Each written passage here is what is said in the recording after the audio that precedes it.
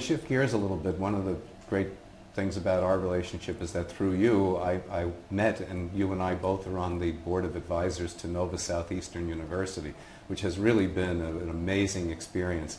Share a little bit of what's happening there and the School of Business and some of our experiences there, because I think, well, I know, as you know, that the marriage of academia, business, and the arts as we go forward is going to become more and more important as education of top sales and marketing people begins to impinge on how the universities are designing programs to meet that need. And it's been such an interesting experience to get to know them.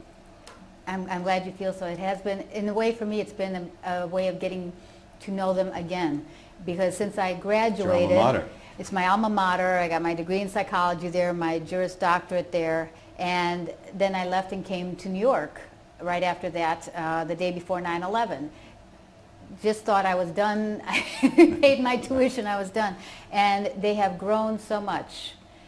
They are now the 6th largest private university in the United States.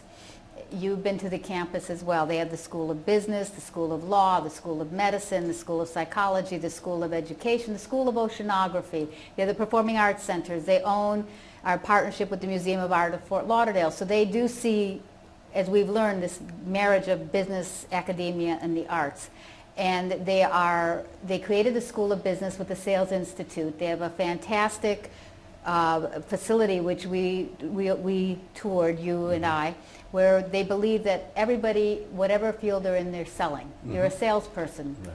And they have the full facility with the video and all that. So we can do different projects with them down there and up here in Manhattan as well. The Sales and Marketing Institute, I think the only other institution that I saw with almost as sophisticated a sales training facility was Accenture when they used to be Anderson Consulting. And I think the ability to train from a distance, we've talked about how we might apply this connection to the council and allow for senior management without having to be involved in the cost of travel, speak to the students in Florida from here. That's correct. And you've been involved with me at the course at my graduate school course at NYU Stern Graduate School of Business. And one of the things we've thought about doing with them, which I hope they eventually do, is to allow us to bring some of our CEOs in New York virtually through our offices here to Florida. I think what you're undertaking, your idea with that and are creating that is giving students such a great opportunity, and it's also, I think, giving the luxury companies a great opportunity to find and nurture and appreciate the up-and-coming students as well. And it's so important. And giving back, and they're learning from the seniors. Nova also has a school of entrepreneurship, which has some senior successful CEOs, because a lot go down there to retire, that give back. So the long-distance learning is a very big factor that I think will be unique and can be very beneficial without being a high-cost effect. How do you see the luxury market changing, given in the context of the recent fear of Greece going under and Italy and all of that? Where you sit, how do you see it from an economic standpoint, and what's your view of the economic situation now that we find ourselves in? I think, as it's been historically, the luxury market does tend to fare better than the lower markets, the middle and lower markets do.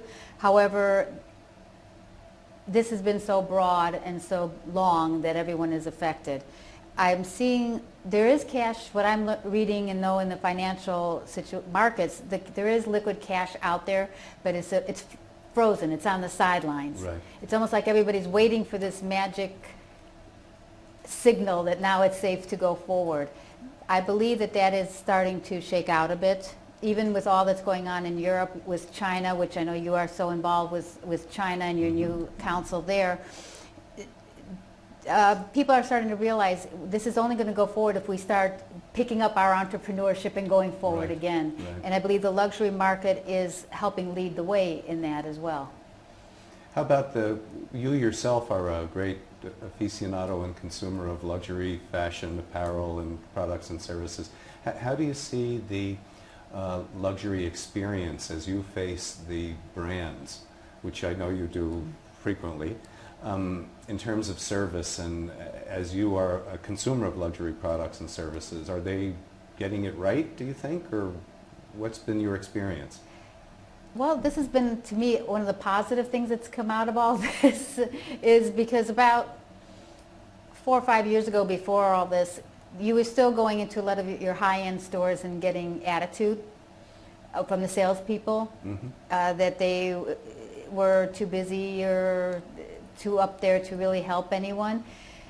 Now I'm seeing more of a let's get back to appreciating the consumer. Yep.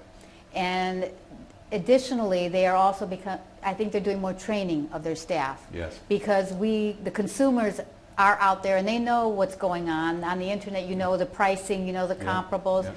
Consumers are also, I think, now in the luxury arena, and I know myself as well. I'm looking at the quality of the product. And what does that company do? Is that a company I want to give my money to? Yes. Well, you hit it. American Express in their research has said that customer service over the last 2 years has declined precipitously, and it is at an all-time low. So much so that people would rather, to your point, use the internet to do comparative value and price shopping. And when they go to face the salesperson, they're better armed from the standpoint of knowing the product or service that they're buying than is the individual salesperson. To your point also, what we're seeing is more and more companies are investing, and you must be beginning to see that, in heightening the level of customer service as the salespeople face the ultimate consumer. So that's a good thing. As a survey of one, I think that indicates there are some brands that are beginning to wake up. Yes, I think there's some that have stuck to it from years past. Some of your car dealerships like BMW or Mercedes, who always, in my experience, would go out of their way to make you feel special and welcome and give you that little bit extra when you go in for servicing or whatever. But they had become the minority. Unfortunately so. But I think it's going to change. I think there's a groundswell that consumers are demanding. Brand used to be enough alone. And now what's happening is brand might get fans of whatever the brand is into the door, but the minute there's an offbeat note, they can easily and will aggressively go somewhere else. I think interestingly enough, too, it was about 2 years ago or so when we first got into this recession, there was a cutback in buying luxury because it felt like it was not the right thing to do, because so many people were going through a hard time. Yes. So I think there was a drawback, and the luxury market felt it at that point. Yeah. I know when I was overseas putting together high-end jewelry shows in Dubai, and that it was a pullback. Yes. Even some of the high-end consumers in Dubai and the UAE would go to London to purchase their high-end jewelry so that their neighbors didn't know they were buying. Because, But I think we're now seeing that is like, no. But what we've also seen is a lot of the companies giving back by saying, if you buy from us, we're going to give something back to the environment or to a charity. Right. So it makes people feel better. Well, to your precise point, as the disparity between the haves and the have-nots has increased, there's been increasing pressure on the brands not only to do that, which I think they have historically done, but to do what used to be seen as déclassé, which is to promote it. That's right. When you're not running the firm and involved in business, what do you do as an avocation or to find a point of rest and give yourself some balance in your life? Other than Missy the cat. Those precious moments. Yeah, right. I love going to the theater, the museums, the arts, great lectures. I love just walking around the city. Yeah, the city's great for This that. city is its own entertainment center. Right. And most of all, I love having casual dinners at home with friends coming over, because that's what life is really about, I think. That's a perfect note, Elaine, and I've been the beneficiary of some lovely dinners at your home, and I appreciate Likewise. Our friendship and partnership. And thank you for being with us. Really enjoyed speaking to you as always. Thank you. My pleasure. Thank you, Greg. Thank you. Greg Furman, the founder and chairman of the Luxury Marketing Council, here with Elaine Pappas of the law offices of Elaine Pappas in Manhattan. Thank you for joining us at Conversations with Leaders in Luxury, and thank ZPK Productions and Patrick Keeley and team for for being our patrons and for helping us produce this show.